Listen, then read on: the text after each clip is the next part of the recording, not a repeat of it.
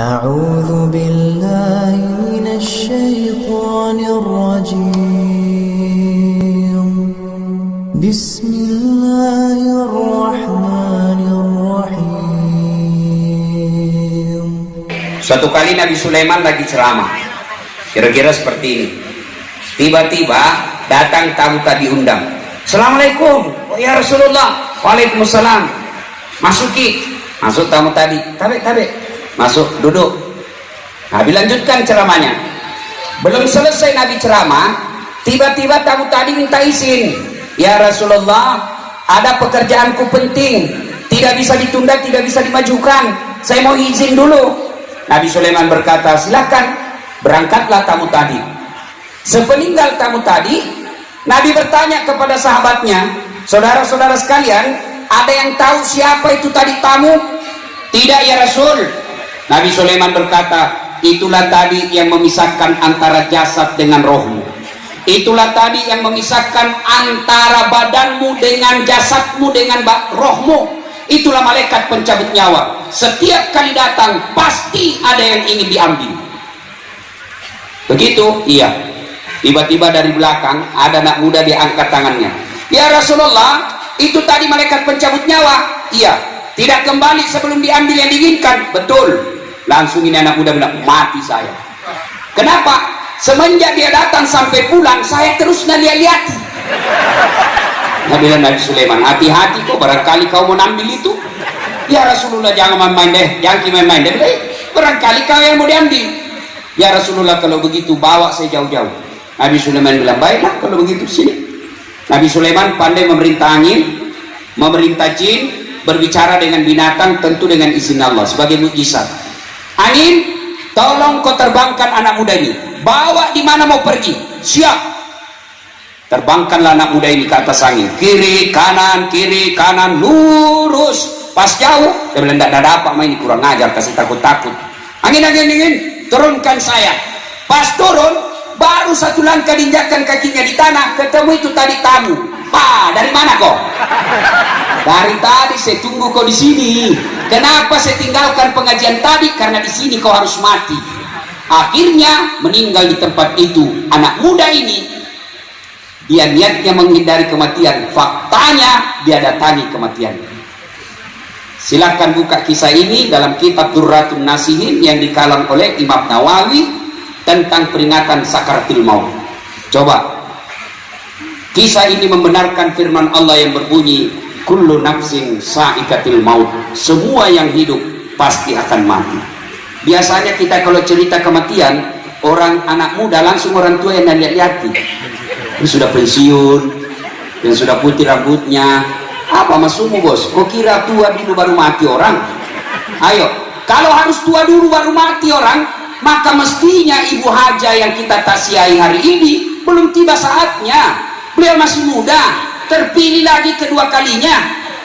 Tapi yang namanya ajal tidak ada istilah kau siap atau tidak, pasti mati. Berarti yang jadi masalah bukan matinya, tapi bagaimana keadaanmu menghadapi kematian. Orang tua banyak panjang umurnya, cucunya meninggal. Ada orang bertahun-tahun sakit, pembesuknya yang meninggal. Ada orang lama-lama ditunggu ajalnya, justru yang menunggu yang menimba ajalnya. Berarti yang jadi masalah bukan mati, yang jadi masalah bagaimana keadaanmu mati. Alhamdulillah ada orang kawan saya lagi khutbah Jumat, ajal menjemput. Alhamdulillah ada orang lagi tadarus, ajal menjemput. Alhamdulillah ada orang lagi sujud terakhirnya, ajal menjemput. Tapi ada juga orang lagi judi, mati. Ada juga orang lagi di atas perempuan, mati kena serangan jantung. Ayo, berarti yang jadi masalah sebenarnya bukan kematian itu. Yang jadi masalah bagaimana kita menghadapi kematian itu. Sudah siapkah kita menghadapi kematian? Berbicara tentang kematian, pernah lihat orang meninggal, Ibu? Bapak-bapak pernah lihat orang meninggal? Pernah ngantar orang meninggal? Sering. Coba kita lihat. Kata Nabi, apabila anak cucu Adam sudah masuk ke dalam kubur, meninggal, anak cucu Adam meninggal, maka coba lihat reaksi kita Pak kalau meninggal mati. Saya punya grup WhatsApp ratusan, coba lihat kalau ada di grup meninggal, coba lihat Pak, apa reaksi teman? Ada yang inna lillahi wa inna ilaihi raji'un. Bagusnya minggu lalu masih saya ketemu. Paling itu reaksi. Semoga almarhum diterima di sisi Allah. Paling itu reaksi. Tapi ada yang lebih menyakitkan Pak, nah copy paste saja ucapannya orang karena malasnya mengetik. Coba, padahal teman akrab itu kita selalu minum warkop, selalu ditraktir, dijemput, begitu kita meninggal, nah copy paste saja itu ucapan innalillah. Begitu tidak pedulinya sama kita kalau kita sudah mati Pak. Ayo, pangkat jabatan hilang, tidak ada gunanya. Coba kalau kita meninggal, 3 yang ngantar kita kata Nabi, telu mantarako demi Allah, 2 yang kembali, 1 yang tinggal temani kamu. Apa itu? 1, begitu ibu meninggal, pertama yang ngantar harta, keluar semua mobil, keluar semua motor. Untuk apa? Mengangkut sanak saudara dan keluarga yang datang mengantar kita. Keluar mobil. Apakah mobil tinggal? Jangankan mobil, cerek tinggal, keluar teriak orang, weh cerek bawa pulang. Ayo, pelajaran. Baru saja kita lihat tokoh nasional istri beliau wafat, Ibu Ani Yudhoyono. Kurang apa 10 tahun jadi presiden suami, harta tentu cukup, tapi begitu masuk liang kubur ada WhatsApp dikirimkan, ada televisi dikasih masuk. Apa yang masuk temani kita? Kain kafan, kain paling murah, bukan kain sutra. Mantan-mantan dia pernah menjadi istri presiden, kasih kain sutra berlapis-lapis, tidak, kain kafan. Apa parfum tak kalau mati gitu? Apa? Kapur Barus, Angelman, Hugo Boss, tidak ada. Ayo, ini ada cerita soal harta. Ada orang kaya sekali, banyak duitnya. Ketika usia senja dia panggil anaknya, nak, kalau saya masuk di kubur nanti temani Kak 50 hari, 40 hari nak, ambil mako hartaku 50%. Berapa hari Pak? 40 hari mau nak. Karena di situ masa-masa kritisnya orang dikubur. Nah bilang jangan nih Pak, nggak ada gunanya itu harta, jangan makin. Nggak mau Kak, kecewa bapaknya. Dia panggil istrinya, kalau begitu kau mau pade bu, temani Kak nanti masuk di kubur. Apa nak bilang istrinya? Anakmu saja tidak mau, apalagi saya. Dia panggil adeknya, dek sini kau dulu, saya kasih sekolah kau dulu itu, nah kasih temani Kak dikubur 40 hari. Nah anak istrimu saja tidak mau, apalagi saya. Kecewa lah ini orang tua. Dia bikin sayembara, siapa yang mau temani saya ambil hartaku 50%. Didengar sama fakir miskin di kampung itu, betul-betul miskin. Apa kerjanya? Penebang kayu di hutan. Maka dia bikin kontrak, setelah meninggal ini orang tua, betul masuk. Begitu dia masuk, dibikinkan tempat, pengantar semua kembali, datang malaikat. Kenapa ada orang hidup di sini? Langsung tidak jadi didatangi orang mati. Kenapa ada kau di situ cilaka? Nah bilang saya ini orang miskin, ada perjanjian bisa ini orang mati.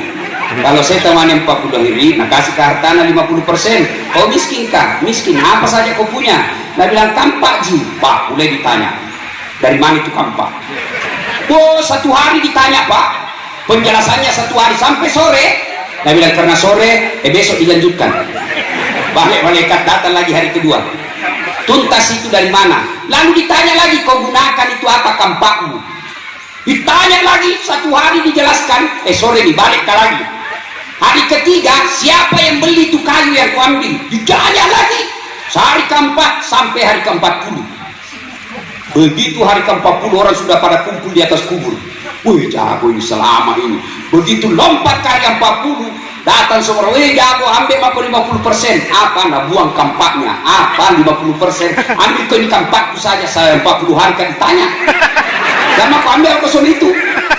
Hati-hati yang punya mobil banyak Pak, banyak pertanyaanmu nanti.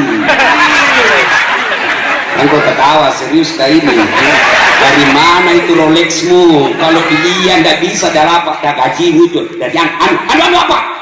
Masih kok. Dua, harta. Yang kedua, yang mengantar kita siapa? Keluarga.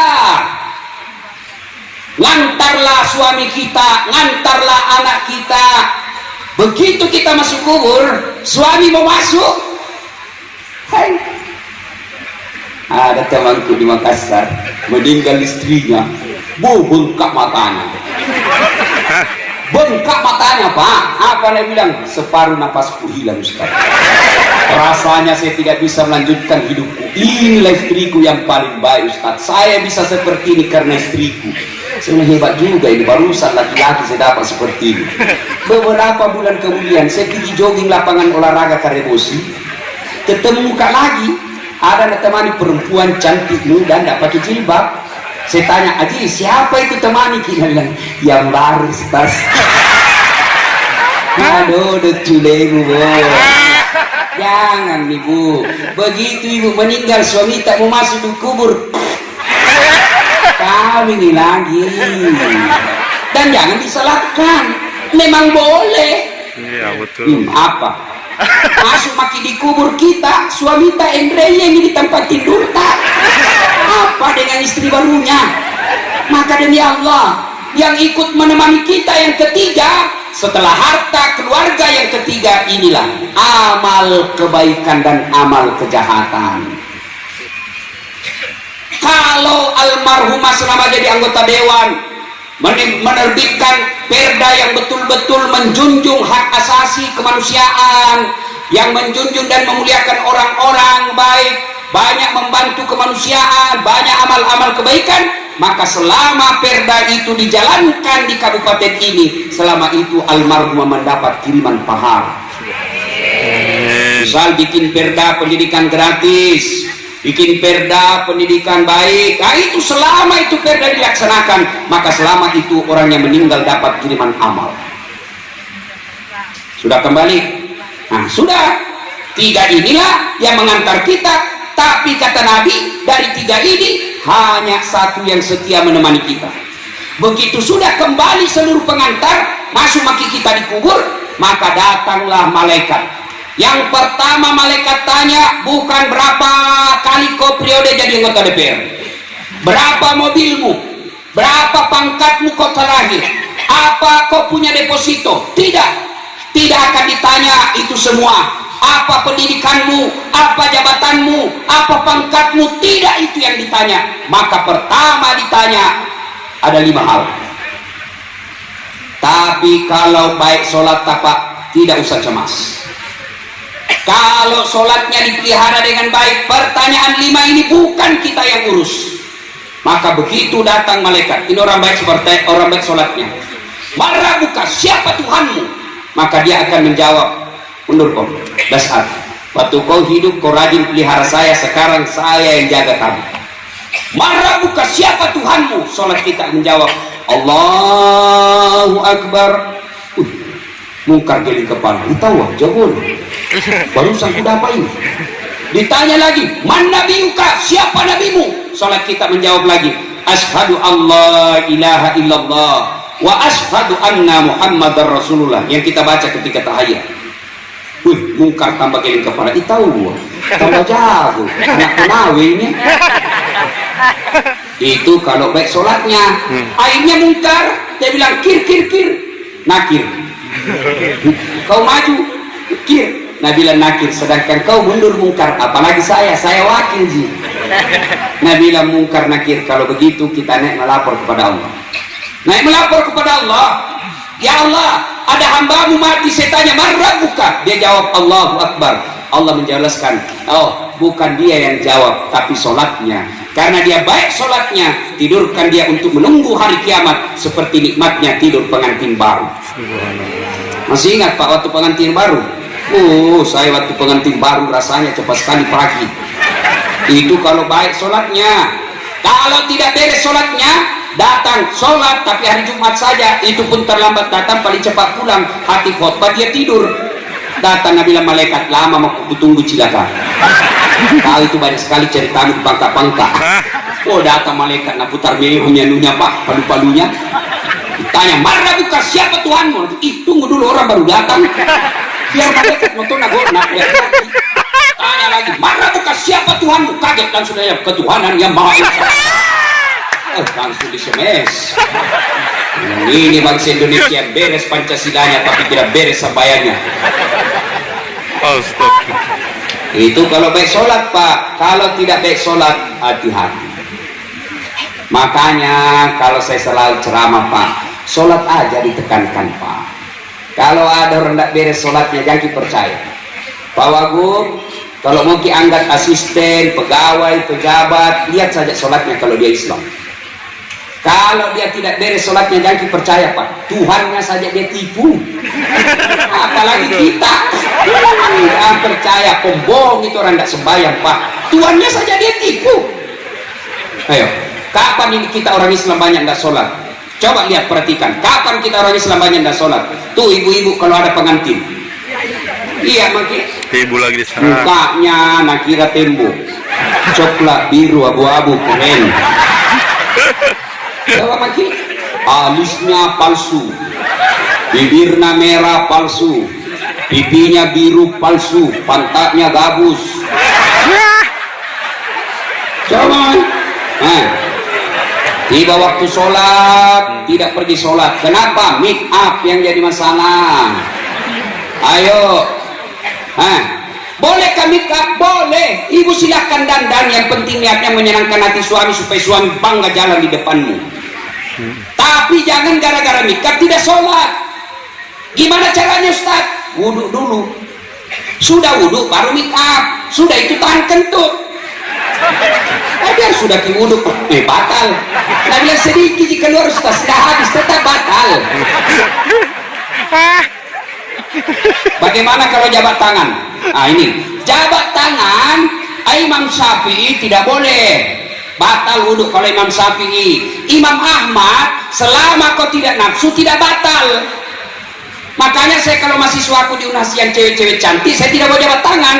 Begini ke saja. Kenapa? Masa Ustaz nafsu sama mahasiswa? Saya manusia. Masa ayat tidak mengatakan la taqrabus zina illa Ustaz, jangan dekati zina kecuali Ustaz. Biar Ustaz kalau cewek cantik hancur. Makanya saya kalau cewek saya begini saja. Ya. Tapi kalau ibu majelis taklim yang usia 60, 70 yang sudah bau salompas,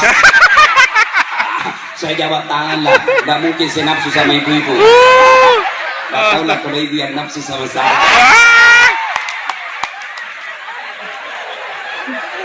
Ayo. salumpas. Apalagi yang membuat kadang-kala ibu-ibu tidak sholat selain nikah apa? Jilbab. Jilbab sakaratil maut. Ada talinya 2 meter. Mereka ikat memang itu untuk di leher. 2 meter itu karena kasih bunga. Karena naikkan tidak bisa digoyang itu lehernya. Tiga lapis, kuning, biru, abu-abu. Nah kasih biru lagi sedikit, ada biru-birunya. Ada kayak pohon-pohon di belakang.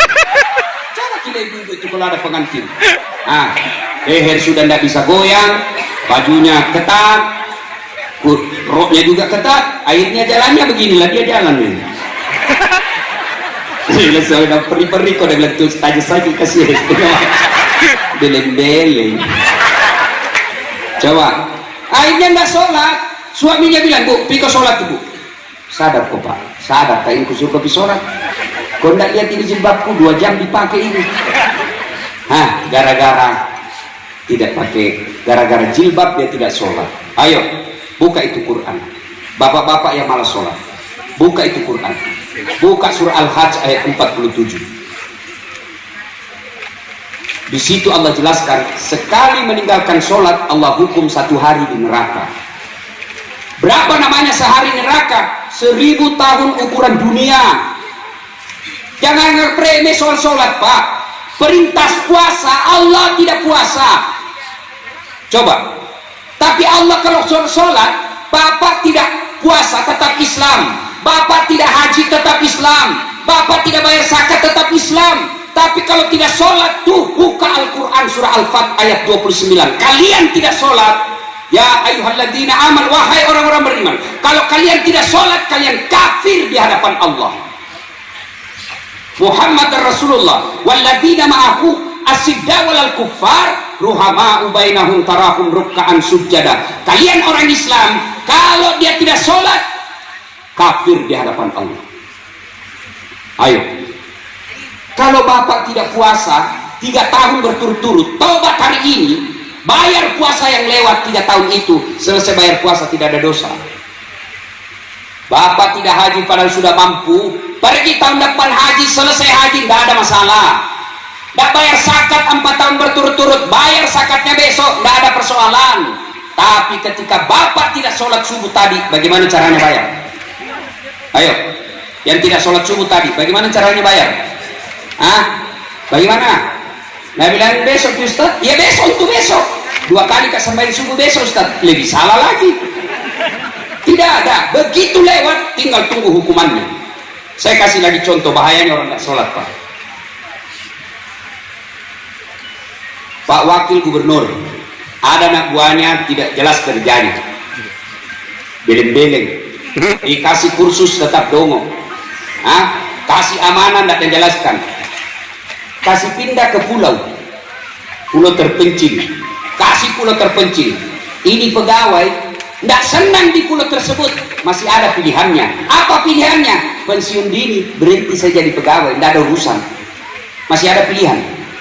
Pak Kapolda, dia mutasi polisi, ini tidak, kinerjanya tidak baik, mutasi pindah ke pulau, masih ada pilihannya. Apa pilihannya? Berhenti saja di polisi. Tapi kalau bapak masuk kubur, senang tidak senang tinggal kau di situ, tidak ada pilihanmu, kau kembali lagi. Dan siapa yang paling tersiksa ketika masuk di kubur? Al-mutahawilu bis-shalah, mereka yang menganggap enteng sholat. Apa susahnya sholat? Puasa 1 hari kita lapar, Pak, mulai subuh sampai maghrib kita lapar. Datang teman tak ajak kita traktir coto, tergoda iman. Ayo, haji 1 bulan kita menderita fisik di tanah suci Mekah, butuh duit puluhan juta, ngantri belasan tahun. Zakat perlu duit, tapi sholat apa alasan tak tidak mau? Apa alasan tak tidak mau sholat? Allah kasih keringanan. Ustaz, saya tidak tahu bacaannya. Wala tai'asu min rauhillah, kata Allah. Jangan kau putus asa. Kau tidak tahu bacaannya, datang kau berjamaah di masjid. Kalau imam sudah baca, kau diam saja, sah. Tidak ada ku baca Ustaz, sah. Gimana caranya? Imam yang baca. Anu saja ucapkan amin, diam kau lagi, sah. Imam yang bagi bacaannya. Ustaz, saya tidak bisa kena air, tayamum.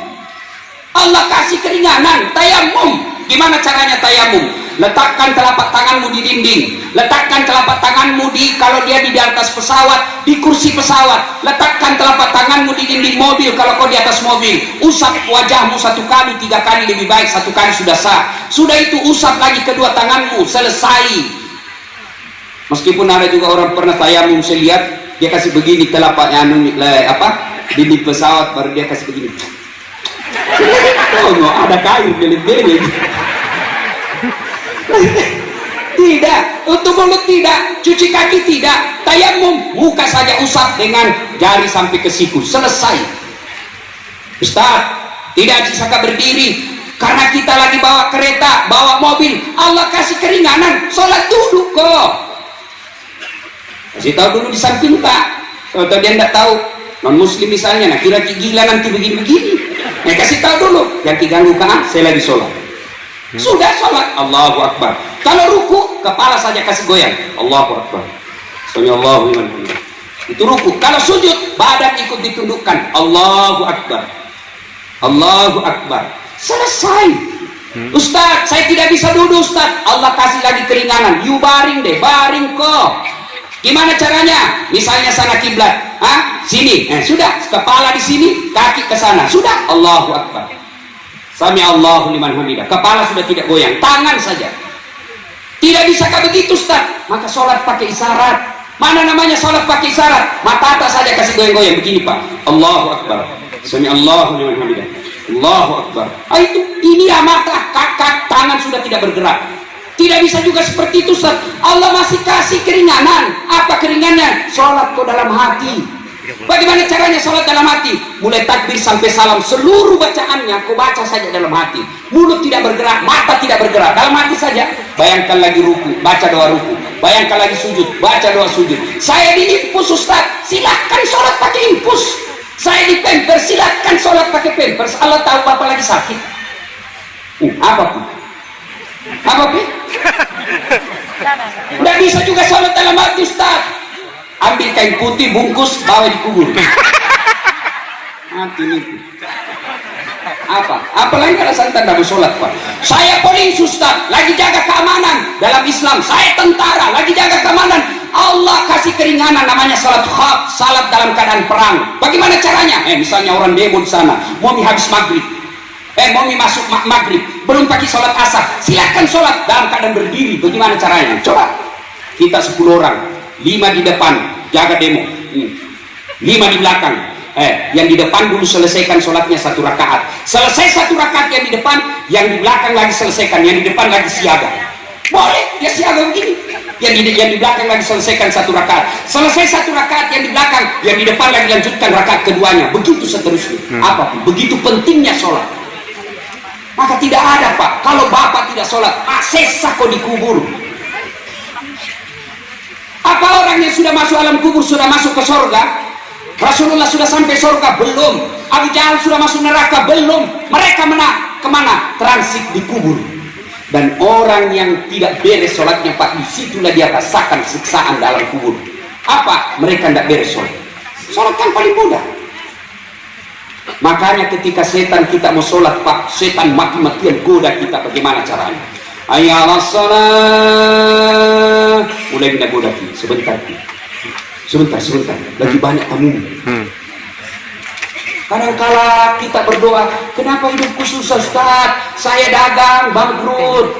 Saya anggota DPR, tidak terpilih. Rumah tanggaku kacau, istriku suka ngamuk, anakku tidak mau dengar, bisnisku berantakan. Saya tanya satu saja, sholat juga di sholatmu? Itu dia, itu sebabnya. Jangan banyak bicara. Masa ada orang susah hidupnya kalau baik sholatnya? Tuhan apa itu? Tuhan apa yang sengsarakan hidupnya orang baik sholatnya? Ya Allah, perbaiki hidupku. Allah kabulkan doa. Tak. Ya Allah, sempurnakan, bahagiakan rumah tanggaku. Allah kabulkan dengan cara apa? Coba lihat. Dia bilang, hayya 'alas shalah. Sini kau balik kalau mau kau baik hidup. Hayya 'alal falah. Tahu tak artinya itu hayya 'alal falah? Wahai, sini kau, saya kasih kau kemenangan. Itu. Tapi apa jawaban kita? Tunggu. Coba mungkin lihat. Wakapolda, Pak Wagub, ada itu ajudannya. Coba lihat. Beliau kalau panggil ajudan, langsung lari, siap. Itu ajudan, biar tidur makan dalam kotek, langsung lompat, siap. Nah buang itu kuenya, siap Pak, siap komandan. Kira-kira ada ajudan dipanggil, ajudan, tunggu dulu Pak. Dia mau dia kepalamu. Ajudan, Bapak ndak lihat saya sibuk, Coba, itu manusia, ada pensiunnya, ada hilang jabatannya, begitu takutnya kita sama manusia. Tapi ketika Allah panggil kita dalam sholat, hayya 'alas shalah, apa kita jawab? Tunggu, lagi meeting. Kita ada bilang Tuhan, urus nih balik meeting. Pantas duit kita bermiliar-miliar, tapi tidak ada kedamaian yang kita dapat. Kenapa? Karena sumber kedamaian kita jauh. Saya sholat ya Ustaz, kenapa hidupku bermasalah? Memang Bapak sholat tapi tidak ikhlas. Hayya 'alas shalah, asar lagi, baru sampai sembahyang dulu, tidak ikhlas. Nanti. Saya sholat Ustaz, betul sholat tapi main-main. Allah. Nanti saya hubungin dengan bahasa. Oh iya. Iya.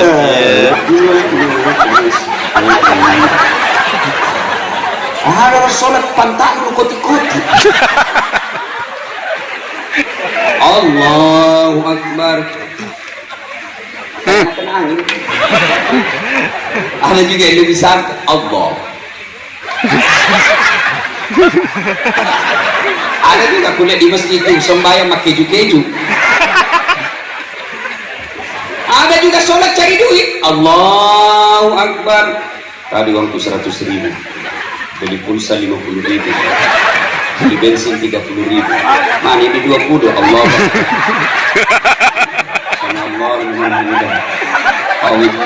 Assalamualaikum. Oh, di bawah sade. Selama sholat buat kena cari. Ketawa kita karena kita bayangkan diri sendiri. Ayo. Tapi kenapa pada itu Ustaz ya? Tidak sembahyang Ustaz, tapi baiknya hidupnya. Acalai terpilih sedih. Bikin usaha proyeknya jalan terus. Tapi tidak sembahyang Ustaz. Jangan salah di. Memang ada orang seperti itu. Tapi apa yang kita tidak tahu, duitnya banyak, tinggi pangkatnya, tapi takut sama istrinya. Ada yang begitu Pak. Kenapa? Yang membentuk darah daging istrinya adalah makanan haram sehingga tidak takut sama suaminya. Baru 1 jam pergi suaminya menelpon, di mana kok Pak? Ada aja ikan. Balik-balik kok. Di mana kok? Di kantor. Foto dulu baru kirim. Menjadikan suaminya tahanan kota. Apa yang kita tahu? Tidak banyak memang duitnya, tapi apa yang kita tidak tahu? Anaknya durhaka. Di kantor dimuliakan, di kantor dihormati, semua orang panggil puang, semua orang bukakan pintu kalau dia lewat. Tapi apa yang sampai di rumahnya mau dilempar sama anaknya masih SD? Ayo, apa yang kita tidak tahu? Anak gadisnya pulang jam berapa? Jam 3 dini hari lompat pagar. Apa yang kita tidak tahu? Banyak duitnya, tapi banyak juga larangan makannya. Dilarang makan nasi, dilarang makan daging, dilarang makan gula, dilarang makan garam, dilarang makan roti. Apa yang bisa makan? Ubi rebus. Duitnya 7 miliar, tapi ubi rebus saja bisa makan. Kenapa? Karena sholatmu tidak beres. Maka menderita pertama orang yang masuk ke dalam kubur, mereka yang tidak baik sholatnya. Sudah diantarlah kita. Maka kata Nabi, putuslah segala kebaikan-kebaikanmu, putus semuanya. Tinggal 3 hal. Apa itu? Pertama kata Nabi, yang bisa menyelamatkan kamu, yang bisa menolong kamu sudah di alam kubur, anak soleh dan soleha. Mudah-mudahan almarhumah mewariskan anak-anak yang baik, sehingga anak inilah nanti yang akan menerus menjadi amal kebaikan buat almarhum. Demi Allah, almarhumah sekarang lebih membutuhkan 2 rakaat daripada dunia dan isinya, kata Nabi. Kalau orang sudah masuk di kubur, kata Nabi, mereka lebih butuh sholat yang 2 rakaat dari anaknya daripada dunia dan isinya. Makanya almarhumah, kewajiban kita sebagai suami, didik anak-anak beliau supaya anak beliau nanti menjadi anak yang soleh dan soleha, yang meneruskan kebaikan-kebaikan buat ibunya. Tapi sayang, 1000 sayang kita orang tua. Kita lebih bangga kalau anak kita jadi insinyur, jadi dokter, jadi polisi, jadi tentara. Tapi kadang-kala kita tidak bangga kalau anak tak hafal Quran. Kita malu kalau anak kita tidak jadi pegawai, tapi kita tidak malu kalau anak kita tidak pernah berjamaah di masjid. Kita malu kalau anak kita tidak terpilih anggota DPR, tapi kita tidak malu ketika anak gadis tak dibawa cowok yang bukan muhrimnya. Pada demi Allah, mereka anak-anak kita inilah nanti yang akan mengirimkan doa-doa ketika kita sudah di alam kubur. Saya tanya Ibu, halo Ibu, Bu, kalau mati nanti siapa doakan Ki? Suamita, jangan makin harap. Jangan makin harap, betul Kak, jangan harap kalau suami. Betul, jangan harap. Sedangkan ada orang pergi tawaf, istrinya beleng-beleng sedikit, meninggal di istri pertamanya, namanya Hasanah. Tawaf ikut suaminya, Rabbana atina fid dunya hasanah wa fil akhirati hasanah wa qina azabannar. Ini Fatimah istri keduanya, nah bilang Hasanah terus, nah sudah mati. Dalam hatinya nih istri kedua nah Fatimah, Rabbana atina fid dunya hasanah wa fil akhirati hasanah wa qina azabannar. Marah itu istrinya. Di putaran kelima nak tempuk kepalanya. Hasanah terus nak mati nih. Hasanah terus kau pikir nah dia sudah mati. Saya kau tidak doakan. Terpaksa putaran berikutnya Nabi Rabbana atina fid dunya hasanah wa fil akhirati Fatimah.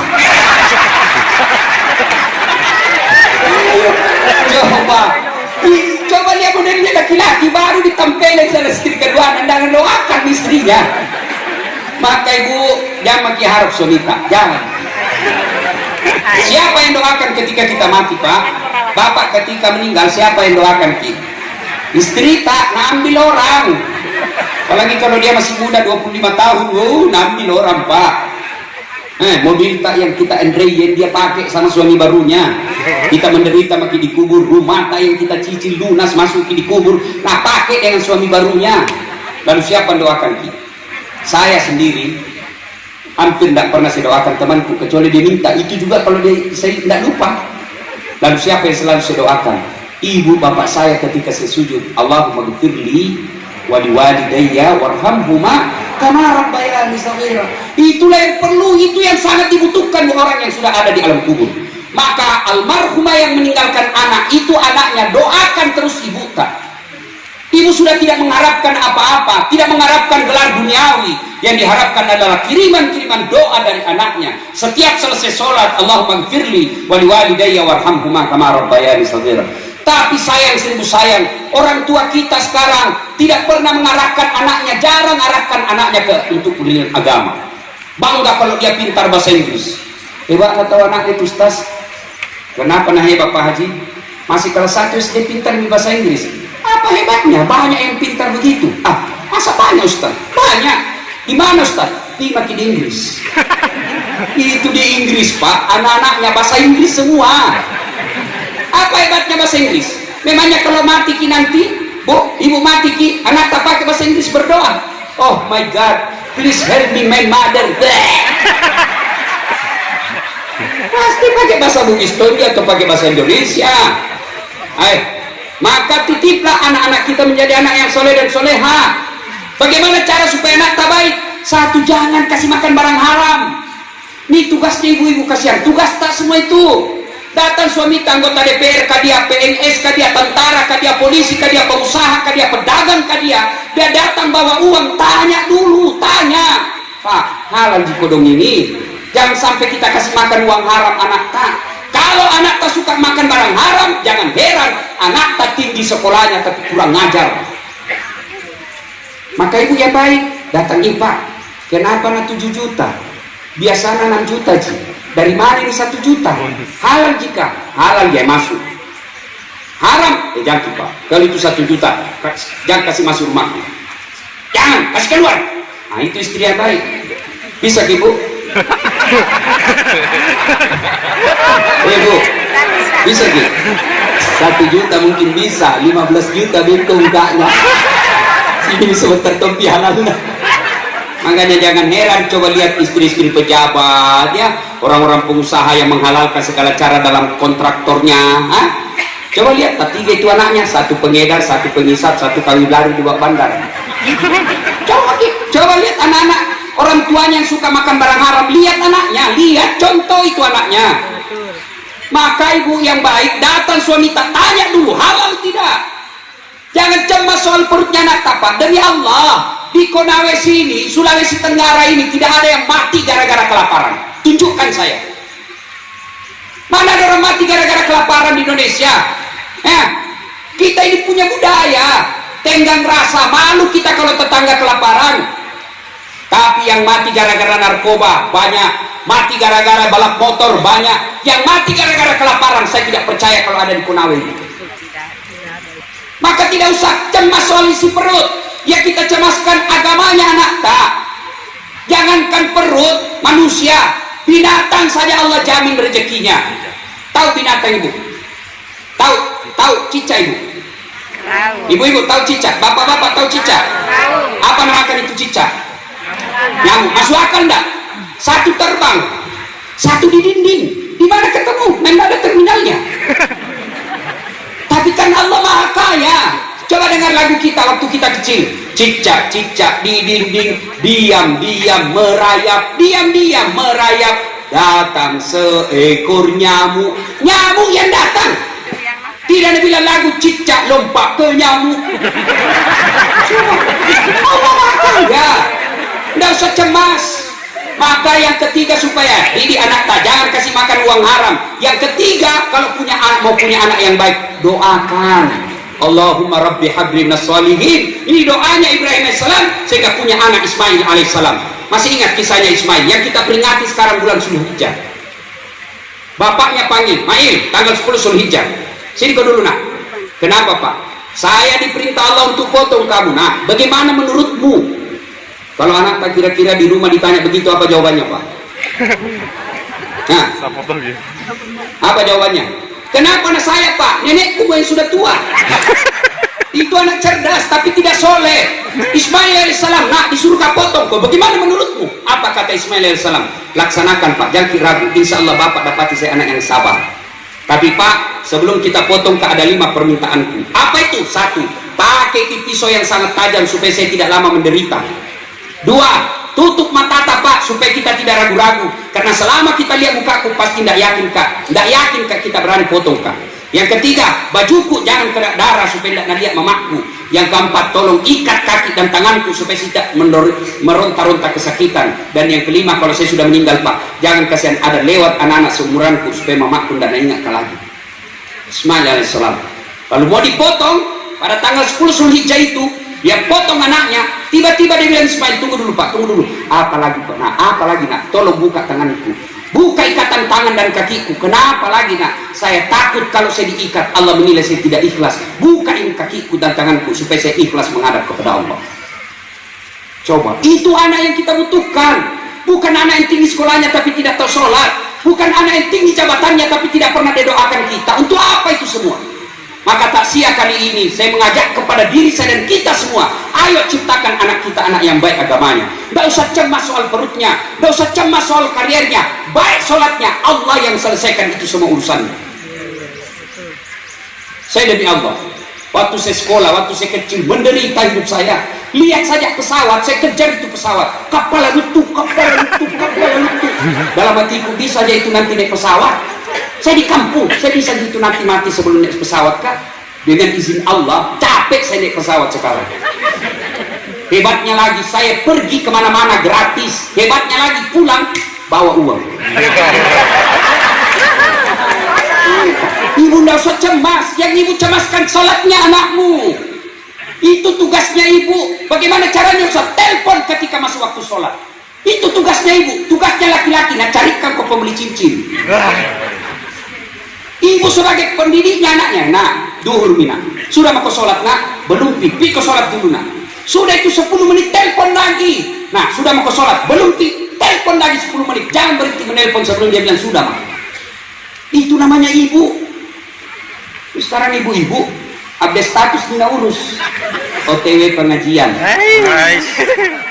Alhamdulillah menunggu dasat latih. Sudah duduk. Pas lewat karena bilang itu ji baju nawatuna di YouTube. Kenapa itu susah kok? Biar baju pun harus itu. Oh action to action, cantik memang cantik bu. Bu, itu anak tak anak soleh yang kita kewajiban tak. Ini muka tak yang habis duit ratusan juta dalam 1 tahun, ratusan ribu habis uang tak dalam 1 bulan untuk bleaching apa? Mana makanan nak kasih soft lens, judi nakawa. Mati ibu, mati ki. Cicak yang punya urusan. Itu cacing masuk semua di kita. Ini mukata yang cantik, nak kagumi semua orang masuk di kubur. Cacing yang punya urusan. Lalu siapa yang bisa selamatkan ibu? Anak. Maka itu. Biarlah kita bilang, biarlah saya menderita, biarlah apa, yang penting nanti anakku selamatkan ketika saya masuk di kubur. Tangan sang suami tak kita jagai. Tanya ke Ustaz, bagaimana supaya berhenti kena serangan jantung itu suamiku? Sulang gampang, jangan selalu berhenti HP-nya. Selalu kau periksa HP-nya, tambah gampang kena serangan jantung. Baru datang kau periksa, bagaimana anda mati kita. Mau tidur kau periksa lagi. 3 hari kena serangan jantung, 1 bulan mati mendadak. Kita berhenti kau periksa. Dia bilang bagaimana supaya berhenti pembohong? Jangan kau tanya. Begitu kau tanya, pasti bohong nih, karena jujur nih, marah kok. Dia bohong. Maka caranya supaya dia tidak bohong, jangan kau tanya, berhenti itu. Bagaimana? Maka dia tambah belek Kristus. Maka naik mat teru, jujur ki mat cai, belek lebih-lebih. Nah, Nah, kita juga Pak jangan suka bohong-bohong istri Kak, karena bohong itu bagian daripada munafik. Alasan rapat-rapat pergi merapat. Ada telepon masuk, nak tulis apa? Kapolres. Kita juga bagaimana kita dibohongi gitu, karena kita suka dibohongi. Saya ada teman istriku sekampung nggak mau berhenti menelpon. Saya nggak enak juga kalau saya blokir, nanti dia bilang sombong. Nah dia perempuan, dan suka sekali Kak dari dulu. Terpaksa itu nomor HP-nya ku tulis penjual batu bata.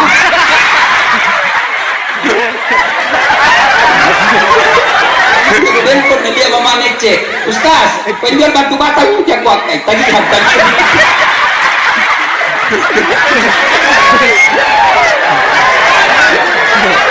Gimana tidak dibohongi kok, jujur gimana jangan kok tidak dibohongi kok saya. Bapak saudara-saudara sekalian, yang pertama anak yang soleh. Yang ketiga cara mendidik anak, doakan. Pendek gitu doanya, Rabbi habli minas solihin, ya Allah berikan hamba anak yang soleh. Coba saya ini kita hafal ibu ya, mau makan anak tak kita bikinkan ibu bubur, kita doa terus Rabbi habli minas solihin, Rabbi habli minas solihin. Kita suap anak tak, doakan Rabbi habli minas solihin. Mau pergi sekolah anak tak, bisi telinganya Rabbi habli minas solihin. Pulang sekolah langsung kalau naik mobil kita peluk, kita cium Rabbi habli minas solihin. Katanya, siapa itu maaf yang sana ini. Doakan kau nak supaya jadi anak yang soleh. Besok sampai sekolah mau bolos, jangan deh. Doakan nggak tadi mama panas soleh. Ada kemanakanku mau maghrib masih main bola. Sudah mimpi kau main sini kok berjamaah. Sedikit lagi om, tunggu ini azan maghrib masih main bola. Terpaksa saya masuk lapangan, kubisi telinganya. Rabbi habli minas solihin. Langsung menangis. Heran semua orang lihat kita wajah bono Ustaz. Nabi sih jika manakannya menangis, dia tidak tahu telinganya saya bisi, tanganku di bawah makan dia.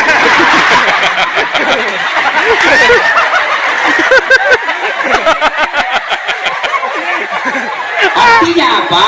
Artinya apa? Kalau anak salah kasih hukuman. Ini kadang-kadang cara mendidik kita mulai lenyap dari nenek kita dulu. Bapak kita dulu salah dihukum kita. Saya itu pernah dikasih lombok sama mamaku. Ada lombok besar yang merah, cobek-cobek, dikasih di mulutku, diladani orang dulu kalau didengar bicara kotor. Dihukum itu anak, supaya apa? Kalau kau salah, ada balasannya. Tapi jangan lupa, doakan, karena hidayah datang dari Allah. Sudah dididik Ustaz, sudah dikasih makan uang halal, sudah didoakan setiap saat, masih tetap sesat, bukan diurusankan. Jangankan kita, Nabi saja, anaknya Nabi Nuh tidak dapat hidayah, bukan kita yang berhidayah. Yang wajib kita didik, arahkan, kasih makan yang baik. Tapi kalau masih sesat, serahkan segalanya kepada Allah Subhanahu Wa Taala. Yang kedua, yang akan menolong kita setelah punya anak soleh, ilmu yang bermanfaat. Maka handphone kita yang kita miliki, jadikan itu sebagai alat untuk menyebarkan amal-amal jariah. Dengan cara apa? Sebarkan dakwah, jangan kau sebarkan hoax. Ini mau lagi pilkada pemilu serentak, itu banyak lagi tuh berita-berita bohong. Jangan sebarkan. Selama kau sebarkan berita bohong, selama berita bohong itu beredar, maka selama itu kau dapat kiriman dosa meskipun kau sudah di alam kubur. Termasuk foto-foto porno. Bapak-bapak yang suka bercanda di handphone, kirim gambar-gambar porno, meskipun bapaknya canda, tapi prakteknya adalah dosa, maka itu yang hancurkan dosa-dosa bapak. Amal-amal kebaikan bapak itu apa? Menyebarkan film-film porno dan akan memperbanyak dosa-dosa jariahnya. Kemudian apa lagi yang akan menyelamatkan kita adalah lari-lari terus pahala. Apa itu? Setelah itu dengan sedekahun jariah, bersedekah. Almarhumah tentu memiliki beberapa aset, maka sebaiknya kalau anak-anak sudah mapan, maka anak-anaknya akan berkata, Pak, ini kodong ada peninggalannya ibu, biar kita jual ini tanah, jadikan masjid. Selama masjid itu dipakai ibadah, maka selama itu almarhumah dapat kiriman pahala. Ibu-ibu nih yang sudah muka-muka sakaratil maut, yang sudah tua-tua, sudah berjual itu cincin tak, bawa untuk kehidupan akhirat tak. Ustaz, saya mau kuburku terang, kirimi pembeli lampu di masjid, insya Allah terang itu kita punya kubur. Tiap bayar tiap bulan itu masjid, ada itu lampu di kubur tak menunggu kita. Saya mau punya spring bed di kuburku Ustaz, kirimi pembeli spring bed di panti asuhan, bukan panti pijat, panti asuhan. Banyak dong ikut tiap bulan pergi panti pijat. Saya tanya kenapa ke panti pijat? Nah harusnya panti asuhan. Nah bilang sama-sama di panti Ustaz, sama panti tapi beda cita rasanya bos. Nah, panti asuhan. Demi Allah, orang yang rajin sedekah hidupnya akan bahagia. Orang yang rajin sedekah hidupnya akan sehat. Karena Nabi jelaskan, siapa yang mau panjang umurnya, sehat walafiat, tertolak dari bencana, as-sadaqatu kata Nabi, bersedekahlah. Sedekah. Ibu-ibu sudah tua, orang yang baik, dia bilang, nah itu ada tanahku di kampung, masih laku itu kodong 300 juta, sudah dijual minat, itu 200 juta bangunkan ke masjid, 100 jutanya bagi-bagi. Itu namanya nak kirim memang. Nah ini ada emasku 70 gram, sudah minat, jual nih, insya Allah dapat itu kira-kira 500 juta. Sudah kau jual nih itu baru beli mak yang palsu, biar nih yang palsu saya pakai. Itu enaknya orang kaya Pak, biar palsu nak pakai, nah bilang juga orang asli. Coba kalau ibu-ibu pejabat kaya, biar palsu kita pakai, dari luar negeri itu. Tapi kita orang miskin, biar asli kita bilang dari mana ku ambil. Maka kamu sedekahlah. Apakah sedekah harus dengan duit? Tidak. Para aparat keamanan, polisi, tentara, sedekahnya apa? Ciptakan keamanan. Itu sedekahnya. Ustadz, apa sedekahnya? Sebarkan ilmu yang bermanfaat. Anggota DPR, apa sedekahnya? Ayo kau bikin perda yang kau bisa nikmati sampai hari akhiratmu. Pejabat-pejabat, sedekahlah dengan apa? Giatkan pembangunan yang kau akan nikmati ketika di alam kubur. Ayo sedekah. Saya tidak bisa bersedekah dengan jabatan. Sedekahlah dengan apa? Sedekah dengan jangan ganggu orang. Sebaliknya kalau kita ngambil barangnya orang, maka demi Allah, belum lagi kita di akhirat, belum sampai di neraka, di kubur sudah disiksa bagi mereka yang mengambil barang-barang tanpa secara benar. Ibu bapak saudara-saudara sekalian, pada akhirnya saya ingin menyampaikan, Allah Subhanahu wa taala berfirman, kullu nafsin sa'iqatul maut, semua yang hidup pasti akan mati. Kita ini tinggal menunggu giliran. Coba kita, kadang-kala kita tidak mengambil iktibar dari WhatsApp. Di WhatsApp saya Pak, banyak sekali grup. Hampirlah tiap hari itu ada innalillahi, innalillahi. Yang jarang kita pikirkan bagaimana kalau kita itu yang di innalillahi. Saya ada kelompok dosen Unhas.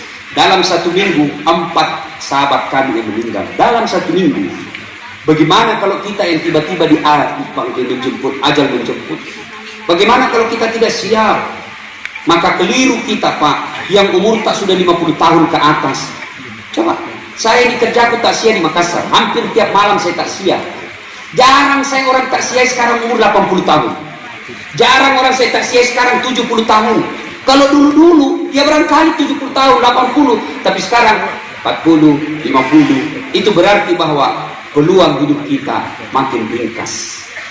Ajal, kata Nabi, al-mautu babun, mati adalah pintu yang setiap kita pasti melewati. Kullu nafsin sa'iqatul maut. Saya ingin bertanya sebelum saya akhiri ceramah saya. Ibu bapak punya handphone? Punya. Punya handphone ibu? Punya. Punya. Itu handphone kalau dipakai terus kenapa? Lobet. Kalau lobet diapain? Cas. Kalau tidak dicas kenapa? Mati. Kalau mati masih bisa dipakai? Ada HP, ada pulsanya, masih bisa dipakai? Bisa kalau masih? Tidak bisa Pak. Tidak. Lobet cas 1 jam, full. Berarti bagus HP baru.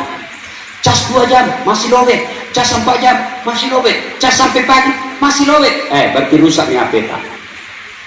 Alhamdulillah, baru saja selesai kita cas. Pas 1 jam. Kalau pulang ke ceramah ini, yang tadi malah sholat, dia sudah sholat, kalau dia bilang alhamdulillah saya bukan itu Ustaz, insya Allah mulai besok saya perbaiki agamaku mulai hari ini. Berarti baik itu Pak. HP tak HP baru. Inilah yang Allah jelaskan dalam Quran. Bismillahirrahmanirrahim. Innamal mu'minuna alladzina idza dzukirallah wajilat qulubuhum. Orang yang baik agamanya bagus imannya, selesai dengar dakwah mereka menjadi lebih baik. Tapi sebaliknya, kalau selesai dengar dakwah ini malah nak bilang, siapa panggil itu Ustaz? Pak Wagub, jangan kita dipanggil itu Ustaz, enggak enak, ampak nak bahasa terus nak kena. Cerita neraka kayak ton dia dari neraka. Kalau begini Pak, berarti kita lihat disindir Allah dalam Al-Quran. Bismillahirrahmanirrahim. Wa tawa'un alaihim a'anzartahum am lam tunzirhum la yu'minun. Kau sampaikan ayat Allah atau tidak sama saja, mereka tidak akan beriman. Bahkan ayat berikutnya Allah jelaskan, mereka lebih hina dari binatang. Tahu binatang? Ibu saya di kampung sampai detik ini masih jual beli kambing.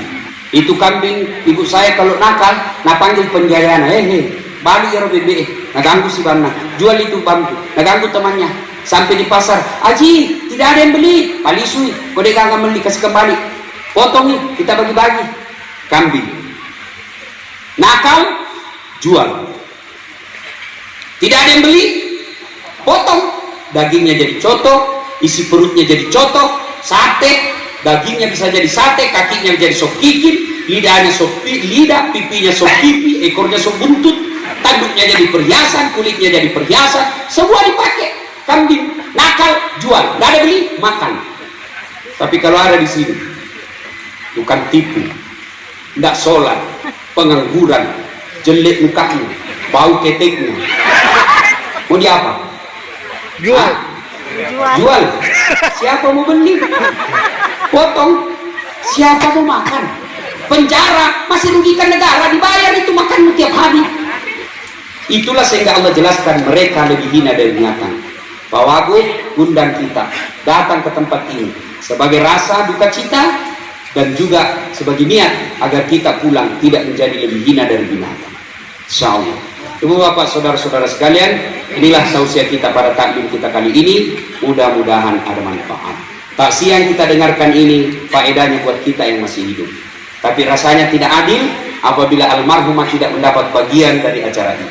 Bagian yang beliau dapat adalah apabila bapak ibu mengamalkan ilmu yang kita peroleh hari ini, beliau juga mendapat pahala dengan pahala jariah karena kita datang ini menjadi asbab kita dapat ilmu itu. Yang kedua, mohon keikhlasan Bapak Ibu sekalian untuk mengirimkan suratul Fatihah kepada Rasulullah Muhammad SAW. Khasiat dan keutamaannya kita ikhlaskan untuk almarhumah. Ila hadatin Nabi Mustafa Muhammad SAW. Summa khususil ruhil almarhumah Hajayati Lukman binti Haji Pisi. Al-Fatihah. Alhamdulillah. Bismillahirrahmanirrahim. Alhamdulillah.